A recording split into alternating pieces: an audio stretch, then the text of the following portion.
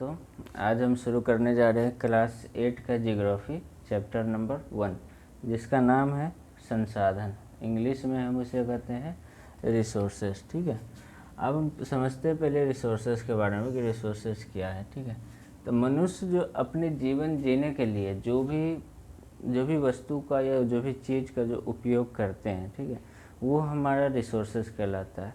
शुरुआती समय में मनुष्य जो है रिसोर्सेज के लिए, वस्तु के लिए प्राकृतिक पर निर्भर रहते थे। ठीक है, उसमें समय समय पर परिवर्तन करता गया और आज समय समय पर परिवर्तन करता गया। जैसे कि आग का आविष्कार हुआ, पहिया का आविष्कार हुआ, तो फिर पहिया का संशोधन किया गया उसमें, और संशोधन करके मॉडिफाई करके और कार का आविष्कार कर दिया गया, तो हमारे लिए अभी और आसान हो गया ट्रैवल करना। ठीक है, तो हम समझते हैं कि संसाधन की परिभाषा क्या है किताबिक तौर पर। ठीक है, तो संसाधन कहते हैं मानव की आवश्यकताओं को पूरा करने वाले सभी जीव जंतु एवं वस्तुएं पदार्थ, ठीक है, संसाधन कहे जाते हैं। जैसे में एग्जाम्पल देख लेते हैं, भूमि हो गया, जल हो गया, मिट्टी हो गया, भवन हो गया, खेत हो गया, तालाब हो गया, एक्सेट्रा इत्यादि। ठीक है, अब हम समझते हैं कि संसाधन की उपयोगिता क्या है।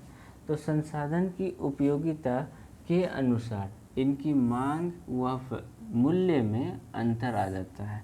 अंतर कैसे आता है, आप समझते हैं कि जंगल से काट करके जब हम लकड़ी लाते हैं, जब लकड़ी जंगल में रहता है तो उस समय उसकी उपयोगिता नहीं रहती, उस समय उसको हम उपयोग नहीं करते हैं। ठीक है, जब वहाँ से हम ले आते हैं लकड़ी को, तो लकड़ी को परिवर्तन कुछ उसमें आकार दे देते हैं, बदलाव कर देते हैं। किसके द्वारा?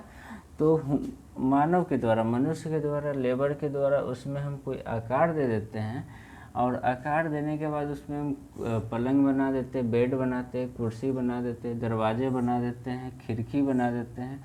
तो जो ये सब वस्तु बनाने के बाद इसमें क्या होता है, हमारा वैल्यू बढ़ जाता है, इसका उपयोगिता भी ज़्यादा बढ़ जाता है। बेड बनाने के बाद हम सो सकते हैं, कुर्सी बनाने के बाद हम बैठ सकते हैं, इसका उपयोगिता बढ़ जाती है, इस कारण से इसका वैल्यू भी बढ़ जाती है। तो अर्थात इसका मतलब है कि कोई भी वस्तु संसाधन तब बनता है जब उसका कोई उपयोग अथवा मूल्य हो। ठीक है, मूल्य हो। अब मूल्य से हम समझते हैं किसी भी वस्तु का या तो आर्थिक मूल्य होगा, है ना। आर्थिक मूल्य मतलब कि लकड़ी से कोई भी वस्तु बनाना, यानी कि किसी प्राकृतिक वस्तु से कोई भी वस्तु बनाना। ठीक है, सौंदर्यात्मक मूल्य मतलब कि एक झरना है, मान लीजिए कि गड्ढा हो गया, तो उस झरना है, उस झरना के स्थान को हम क्या करते हैं, टूरिस्ट के स्थान में हम उसको विकसित कर देते हैं, डेवलप कर देते हैं। तो यानी कि वहाँ से भी हमें कुछ इनकम होने लगा, यानी कि उस स्थान का भी मूल्य बढ़ गया। ठीक है, दूसरा हम समझते हैं कानूनी मूल्य। कानूनी मूल्य क्या होता है, लीगल वैल्यू, जैसे कि जल एवं वायु प्रदूषण को रोकना। प्राकृतिक में जो भी संसाधन है उस संसाधन को प्रदूषित होने से रोकना या फिर उसको खराब होने से रोकना। ठीक है, ये हमारा क्या कहलाएगा, लीगल वैल्यू, है ना। लीगल वैल्यू यानी कानूनी मूल्य। अब हम समझते हैं कि नैतिक मूल्य किसे कहते हैं। नैतिक मूल्य मतलब संसाधनों को संरक्षित करना, यानी कि हमारे पास जो संसाधन है उस संसाधन को ख़त्म नहीं, उस संसाधन को सुरक्षित करना। ठीक है, उस संसाधन को रिजर्व करके रखना, ताकि हमारे आने वाले जनरेशन को, आने वाले पीढ़ी को कोई भी परेशानी न हो। हम क्या करेंगे, सारा संसाधन अगर हम ही लोग यूज कर लेंगे तो आने वाले जनरेशन में संसाधन की कमी हो जाएगी। जैसे कि पानी तो सीमित है, अगर पानी हम ज़्यादा वेस्ट करेंगे तो क्या होगा, आने वाले समय में पानी की कमी हो जाएगी। ठीक है, उसी तरह से अब हम समझते हैं संसाधन बनते कैसे हैं। ठीक है, तो हम या आप जैसे किसी चीज़ को अपने आवश्यकता के अनुसार संसाधन का रूप दे सकते हैं। किसी भी चीज़ को अपने नीड के अनुसार, अपने ज़रूरत के अनुसार संसाधन का रूप दे सकते हैं।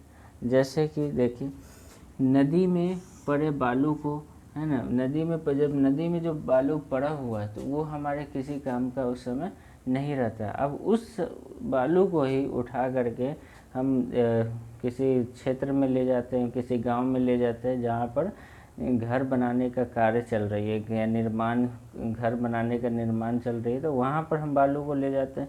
तो उस समय क्या होता है, बालू का मूल्य बढ़ जाता है, उस बालू की उपयोगिता बढ़ जाती है और उस बालू से हम क्या करते हैं, घर बनाते हैं, ठीक है। या फिर आप और भी, जैसे कि आपके पास फ़ोन है, मान लीजिए फ़ोन आप यूज़ नहीं कर रहे हैं, लेकिन अगर आपको किसी से बात करना हो तो फ़ोन की उपयोगिता आपके लिए बढ़ जाती है, उसके लिए आप फ़ोन खरीदने जाएंगे, या फ़ोन है तो आप फ़ोन किसी से बात करेंगे, ठीक है। अब हम समझते हैं कि संसाधन के प्रकार कितने होते हैं। तो मुख्यतः संसाधन के 3 प्रकार होते हैं, ठीक है। पहला प्राकृतिक संसाधन जिसे नेचुरल रिसोर्सेज कहते हैं, दूसरा ह्यूमन मानव संसाधन जिसको इंग्लिश में ह्यूमन संसाधन कहते हैं, ह्यूमन रिसोर्सेज कहते हैं, और तीसरा मानव निर्मित संसाधन जिसको ह्यूमन मेड रिसोर्सेज हम कहते हैं। प्राकृतिक संसाधन में जो प्राकृतिक में पाई जाने वाली जो भी वस्तु है, प्राकृतिक में पाई जाने वाली जो भी वस्तु है उसे हम क्या कहते हैं, प्राकृतिक संसाधन कहते हैं। जैसे में भूमि मान लीजिए, ज़मीन है ना, भूमि, ज़मीन में क्या पाए जाते हैं, पर्वत पाए जाते हैं, पठार पाए जाते हैं, मैदान पाए जाते हैं, दलदल पाए जाते हैं, दलदल स्थल यानी दलदल के स्थान पाए जाते हैं इत्यादि। पर्वत का मतलब क्या होता है, पर्वत का मतलब इस तरह से जो श्रेणी में जो रहता है पर्वत, हिमालय पर्वत, हम उसे पर्वत कहते हैं। पठार किसे कहते हैं, ये हमारा स्थल है, ये हमारा ज़मीन है, और इस ज़मीन पर अभी ये हमारा मैदान है, ये मैदान पूरा खाली है तो ये मैदान हो गया, और इस मैदान पर इस तरह से ऊंचा स्थान रहेगा, ठीक है, अब फिर यहाँ पर ख़त्म रहेगा, तो ये जो ऊंचा स्थान है ये हमारा पठार कहलाता है, ठीक है। दलदल तो आप समझ ही रहे, दलदल यानी कि वहाँ पर पानी का स्तर कम होगा, नीचे में पानी होगा, इसलिए दलदल, वहाँ पर आप जाइएगा तो धस पैर आप रखेंगे तो धस जाएगा, तो दलदल का एरिया वो कहलाता है। जल में क्या पाया जाता है, नदी पाया जाता है, तालाब पाया जाता है, समुद्र पाया जाता है, सागर पाए जाते हैं, महासागर पाए जाते हैं, ठीक है। मिट्टी में क्या पाया जाता है, जलोढ़ मिट्टी, लाल मिट्टी, काली मिट्टी एवं अन्य प्रकार के मिट्टी भी पाए जाते हैं, ठीक है। वनस्पति में सभी प्रकार के घास, पेड़ पौधे एवं झरना एवं झाड़ियाँ पाए जाते हैं, ठीक है। जैविक में सूक्ष्म मतलब कि छोटे प्रकार के जीव है ना, छोटे से लेकर के बड़े बड़े जीव जंतु भी सब पाया जाता है। खनिज में क्या होते हैं, लोहा पाए जाते हैं, लोहा अयस्क, तांबा, मैग्नीज, कोयला इत्यादि, ठीक है। अब हम समझते हैं मानव संसाधन को। मानव संसाधन किसे कहते हैं, तो मानव एक खुद संसाधन है। अब ये कैसे, मानव संसाधन संसाधन का निर्माण एवं उपयोग दोनों करते हैं। अब ये क्या है, हमारे पास मान लीजिए कि हमारे पास पेन, ये मार्कर है, अब मार्कर से हम लिख रहे हैं तो ये हमारे लिए क्या हो गया, रिसोर्सेस हो गया, क्योंकि हमें इसकी नीड है और हमें इस पर लिखना है, ठीक है, इसलिए ये हमारा नीड हो गया, ये आवश्यकता हो गई। तो इस संसाधन को हम लिख रहे हैं, इस संसाधन से हम लिखते हैं, ठीक है, ये हमारा उपयोग करने वाला वस्तु हो गया, ठीक है। और हम पढ़ा रहे हैं आपको, ठीक है, हम टीचिंग कर रहे हैं तो ये हम आपको सिखा रहे हैं, तो ये भी क्या है हमारा एक, जैसे डॉक्टर हो गया, इंजीनियर हो गया, वो सब आपको सर्विस देते हैं, तो वो भी एक संसाधन ही कहलाते हैं, ठीक है। अब हम समझते हैं निर्माण एवं उपयोग या क्षमता दिमाग एवं शरीर तथा कौशल से विकसित होता है। किसी भी चीज़ का आप निर्माण करते हैं, मानव संसाधन क्या है, किसी भी चीज़ का अगर आप निर्माण करते हैं, ठीक है, और निर्माण करने के बाद अब उसका उपयोग करते हैं, तो ये क्षमता आपको कहाँ से आती है, तो दिमाग एवं शरीर या फिर आपके पास जो स्किल्स है उसके द्वारा विकसित होती है। जैसे कि दिमाग की क्षमता आपसे कैसे विकसित होगा, तो दिमाग का क्षमता आपको शिक्षा से विकसित होगा। देखिए दिमाग की क्षमता का विकास शिक्षा के स्तर से प्रभावित होता है, जो कि आप अगर शिक्षा प्राप्त कर लेते हैं तो राष्ट्र के विकास में उपयोगी भी होता है और उसका सबसे ज़्यादा योगदान भी होता है, उसे हम मानव शिक्षा, इसीलिए मानव शिक्षा हमारे लिए क्या है, ज़रूरी है। आप एग्जाम्पल एक देखेंगे अफ्रीका का, अफ्रीका में क्या है, तो मानव वहाँ के लोग सब शिक्षित बहुत कम है, इस कारण से वहाँ का इकोनॉमिकली वर्ल्ड से बहुत कम है। ये एक अलग टॉपिक है, इस पर हम अलग से सेपरेट एक वीडियो बना देंगे, ठीक है।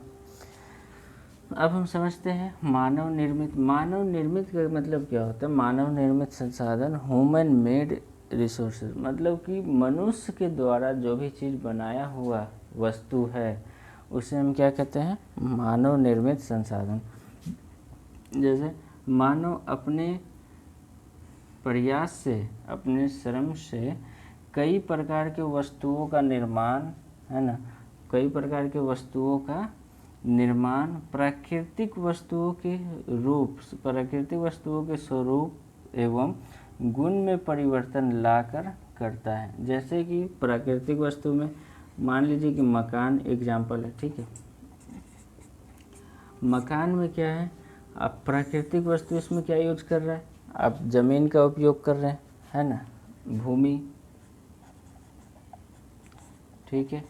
उसके बाद आप इसमें पानी, घर बनाने के लिए आप लकड़ी का उपयोग करेंगे, आप सीमेंट का उपयोग करेंगे, ईटा का उपयोग करेंगे। तो ईटा कैसे बनेगा, ईटा तो मिट्टी तो आपको प्राकृतिक में पाई जाती है, लेकिन ईटा, मिट्टी से ईटा बनती है, ईटा कैसे बनेगा, तो आप मनुष्य के द्वारा बनेगा, है ना, मजदूर के द्वारा बनेगा, यानी कि मजदूर भी आपका एक संसाधन है, ठीक है।